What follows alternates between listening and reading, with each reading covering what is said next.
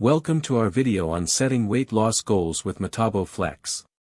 In this video, we will take you through a step-by-step approach to help you set achievable weight loss goals using Metabo Flex products and techniques.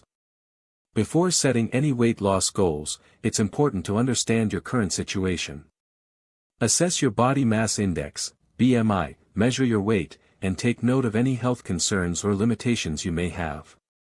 The next step is setting SMART goals: specific, measurable, achievable, relevant, and time-bound. Be clear about how much weight you want to lose, in what time frame, and why it is important to you.